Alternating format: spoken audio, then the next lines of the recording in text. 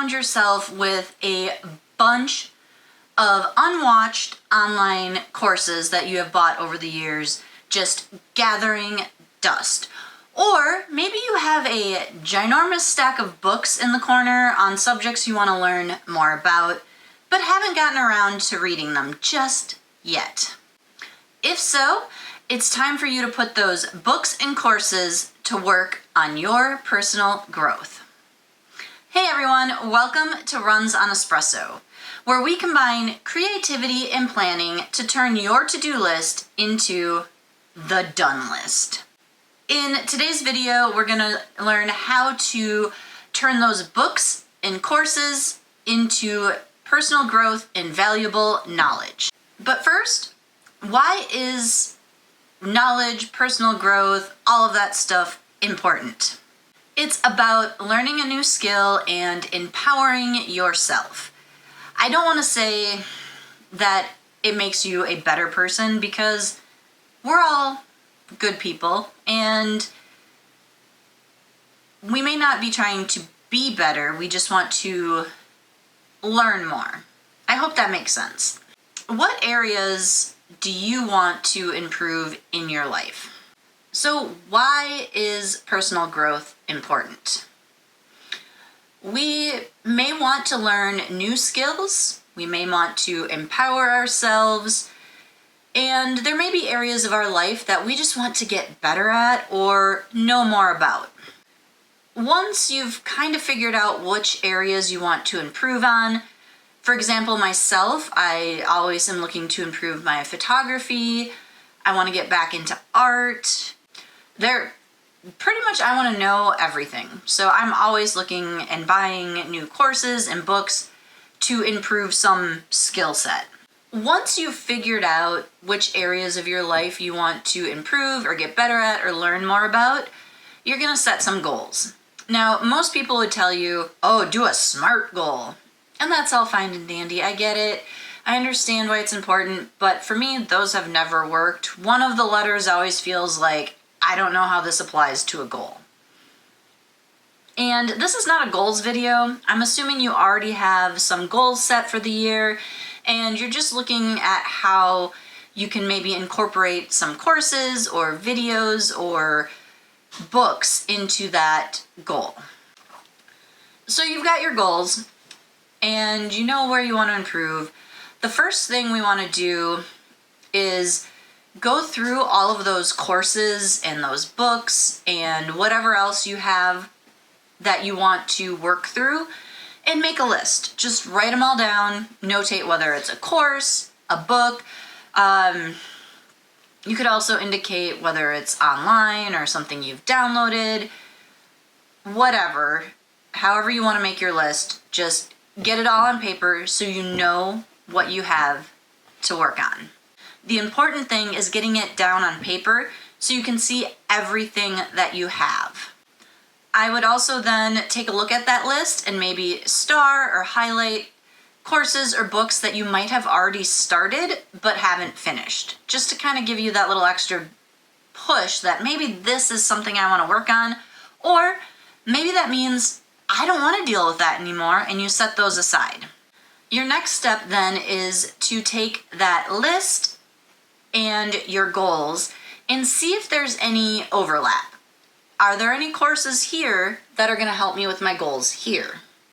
And then you want to remember that you can't do everything. We all wish we had a bajillion hours in the day and we could do whatever we want, but unfortunately we got work, we've got laundry, we've got kids, we've got dogs, we've got whatever else going on. So we have a finite amount of time to work on these goals and these courses and these books. So next, map out a general idea of how much time you think you'll have available. You can do this by month, week, day, all of the above, and just get a general sense of what time you have. It might be you have 10 minutes to read your book in the morning before the kids get up. You have 30 minutes to watch a course on lunch. Whatever it is, make a note of it. And don't try to jam more in than you can reasonably do. You will just burn out that way, and we don't want you to burn out. We want you to thrive and accomplish your goals and work through that course catalog. Now that we have a general idea of the courses, our goals, our time, it's time to procrastinate. I'm kidding. It's time to think about why you procrastinate and maybe put some things in place to help you overcome procrastination when it comes up. I am the queen of procrastination. If I can do something else before working on a project or whatever, I will. Like this video, for example. I meant to film this like 2 hours ago, but I got busy decluttering my office. Yeah, so I know a little bit about procrastination. So the first thing to do is chunk down or break down your course or your book and kind of see what you have to work with. Does that online course you want to start with have 17 modules? How long are the modules? Can you do a video each week? Can you do a video 3 days a week? Start with just one video, one chapter, and go from there. Use a timer when you're working on it. Set a 25-30-minute timer. Read, watch your course. When that timer goes off, take a break. Get up, get a glass of water. Maybe go for a walk, enjoy nature. And then you can come back and continue to work on your goals. If you're like me and you get easily distracted by little pop-ups on this thing, put it on airplane mode, turn it off, put it on do not disturb. Whatever you need to do to limit those types of distractions. If you're on your computer watching a course and you know that you might open up Facebook or Amazon at any minute, put one of those apps or website things in place where it blocks that kind of stuff so you only focus on what you need to do. And lastly, reward yourself. When you complete a task, a chapter, a unit, a module, a course, celebrate. Give yourself a little treat, maybe a face mask, an extra coffee break, watch an episode of your favorite TV show. Whatever gives you a little extra dopamine boost for being like, hey, you did a good job, now you get a reward. Next time you do that, you'll get another reward, so on. Earlier, we talked about looking at how much time you have, and now we're going to talk about how to make a study plan to fit into that time. The first thing you want to do is start with why. What do you hope to achieve by taking this course or reading that book? Write that down. Keep it somewhere that you can remember, look back at, check in with yourself every once in a while. Next, familiarize yourself with the content. If it's a video class, look at the modules or units, however it's broken down, and kind of get an idea for how long each section is. Some videos are 10 minutes, others are 30, sometimes they're an hour. What can you fit in reasonably each day and week? For a book, take a look at the table of contents. How many chapters are there? What are the chapters about? How long are the chapters? If one chapter is 10 pages, you might be able to knock that out in a day. If another one is 50 pages, it might take you a couple of days. Just kind of get to know your course or your book and how much time it reasonably should take you to get through. Next, schedule your sessions. Put it in your planner, figure out which days, which times you're going to work on stuff, and put it in that planner. We often put things like doctor's appointments, our kids' school activities in our planners, but we forget to put the stuff that's important to our self-improvement. Now, some books or courses can have assignments, and they're not graded or anything. You're just doing them for your knowledge, your improvement. Typically what I do is I have a notebook where I have a blank page, I write the assignment at the top, and I leave it blank, and I continue on in the class or the book, and then I go back and complete the assignments at another time. I've found that if I read or watch something and there's an assignment, I don't always get to the assignment that same day, then I can't do the next part because I'm waiting on finishing this assignment. So that's what works for me. If that doesn't work for you, you do your classwork, you do your assignment, you move on. That's great. If not, try my system. You never know. And lastly, don't be afraid to adjust your study plan. If you get really busy at work, your kid gets sick, something comes up, and you just can't get through something that week, adjust, make changes, move forward. It's not a big deal. Most of the stuff doesn't have a time to it.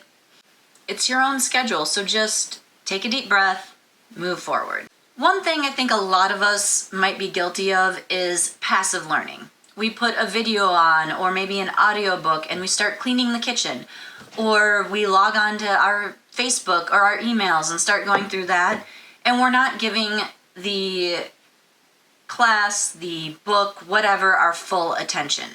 You really need to be engaged with what you're learning, or you're going to go back and read that paragraph 7 times.